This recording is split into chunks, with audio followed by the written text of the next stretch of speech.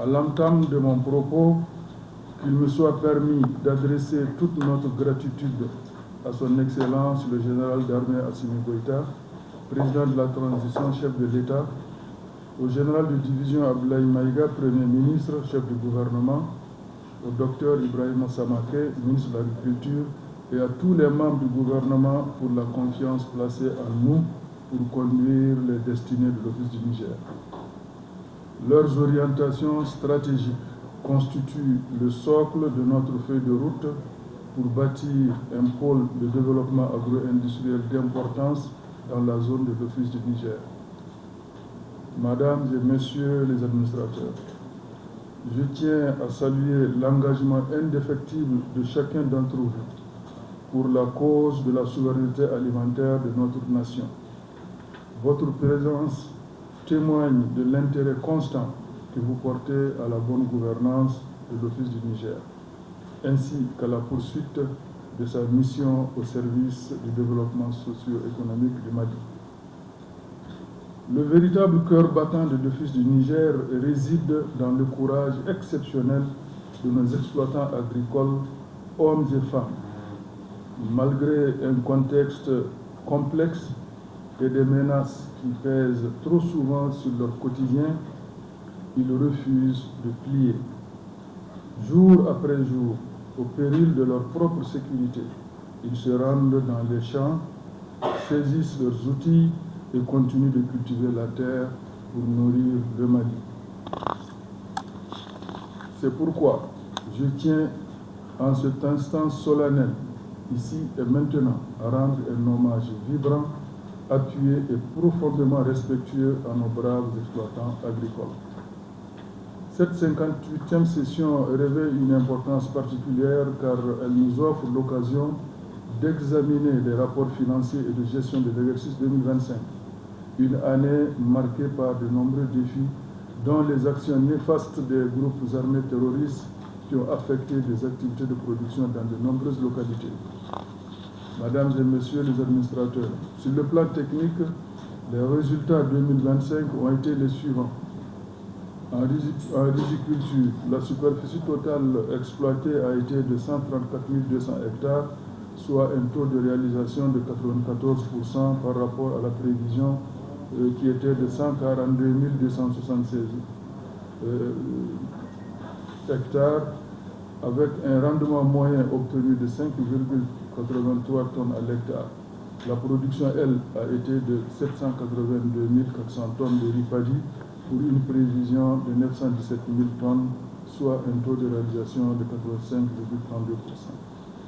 En maraîchage, la superficie mise en valeur a été d'environ 11 000 hectares sur une prévision de 15 400 hectares, soit un taux de réalisation de 70,40%. La production totale obtenue, toute spéculation confondue, a été de 301 300 tonnes sur une prévision de 451 900 tonnes, soit un taux de réalisation de 66,69%. En diversification, la mise en valeur a été de 4 000 hectares sur une prévision de 7 200 hectares, soit un taux de réalisation de 55,30%.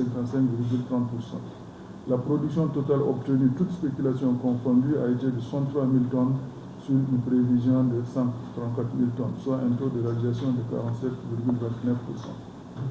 Ces résultats en deçà des prévisions s'expliquent principalement, en plus de la situation sécuritaire, par un certain nombre de facteurs qui ont perturbé le bon déroulement de la saison hivernale 2025, en particulier les difficultés d'accès aux intrants et l'entretien du réseau hydraulique et des parcelles qui a eu des difficultés.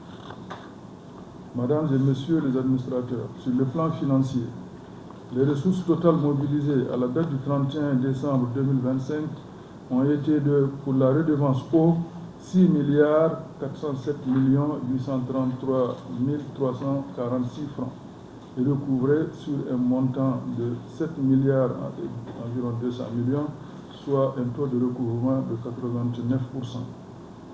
Au niveau de la dotation budgétaire de l'État, il a été mobilisé un montant de 100 millions sur un montant total mandaté de 2 554 218 000 francs CFA, soit 4% et 2% par rapport au budget qui était accordé initialement.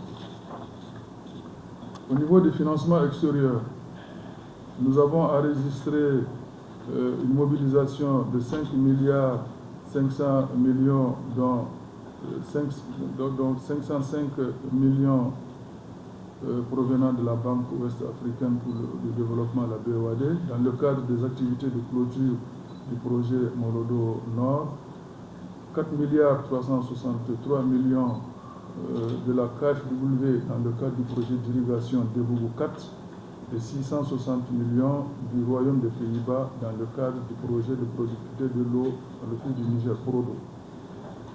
En termes de bilan financier, l'exercice 2025 s'est achevé avec un chiffre d'affaires de 7 milliards 749 millions 710 161 francs, un résultat net de 1 milliard 217 768 081 francs CFA et un bilan total de 75 milliards 800 millions 881 890 francs CFA. On note aussi au 31 décembre 2025 un effectif total de 669 agents dont 117 femmes. Il faut noter que le résultat exceptionnellement élevé de l'exercice 2025 est dû à la non-exécution du programme annuel d'entretien 2025 à cause de la signature tardive du contrat plan 2025-2029 et de son arrêté d'exonération intervenu respectivement le 11 novembre 2025 et le 15 décembre 2025. Toutes ces situations transparaissent dans les documents qui sont soumis à votre examen et approbation, à savoir les états financiers 2025, le rapport du commissaire aux comptes 2025 et le rapport de gestion 2025. Mesdames et Messieurs les administrateurs, les plus hautes autorités du pays nous ont donné un mandat explicite, celui de faire de l'Office du Niger un pôle d'excellence en agriculture irriguée durable, compétitive, inclusive et résiliente, moteur de la souveraineté alimentaire, de la croissance économique et de la réduction de la pauvreté au Mali. Dans cette optique, sous l'impulsion du département de l'agriculture, l'Office du Niger a bouclé en ce moment le processus d'élaboration de la stratégie de développement global de l'Office du Niger à l'horizon 2063 et de son plan d'action pour le renouveau de l'Office du Niger. La stratégie et son plan d'action s'inscrivent donc pleinement dans la vision Mali Kouranieta Siraka Bensan Bafla Ani Dior Ani Sabama, document fondateur du Mali nouveau. Elle mettra également en œuvre la stratégie nationale pour l'émergence et le développement durable SNED 2024-2033 et le projet prioritaire Farafina Guinée, nourrir l'Afrique et la sous-région.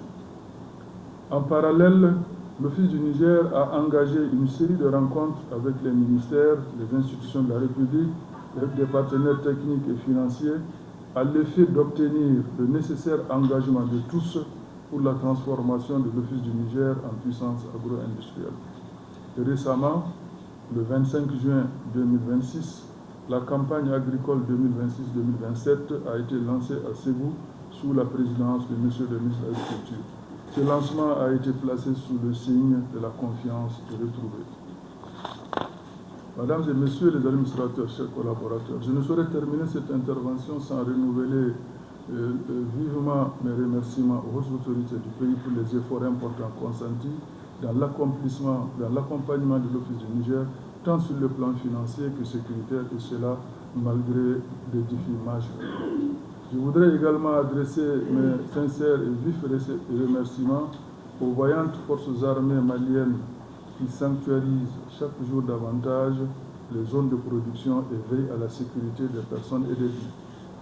Aux exploitants agricoles et au personnel d'encadrement qui mènent à bien les activités en dépit des difficultés de terrain. Aux cadres des départements ministériels et autres structures de l'État qui accordent toute la diligence nécessaire au traitement des dossiers de l'Office du Niger. Et enfin, aux partenaires techniques et financiers, et notamment la coopération allemande, la coopération néerlandaise qui continue de nous accompagner à travers le projet d'irrigation Debougou 4 et le projet de productivité de l'eau, Prodo.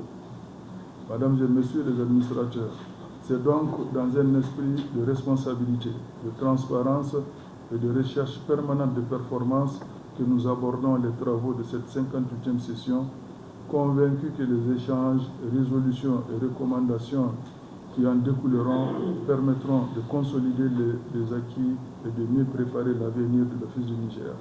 Sur ce, je déclare ouvert les travaux de la 58e session ordinaire du Conseil d'administration de l'Office du Niger. Vive l'Office du Niger dans un Mali uni, prospère et en paix. Que Dieu bénisse le Mali. Je vous remercie.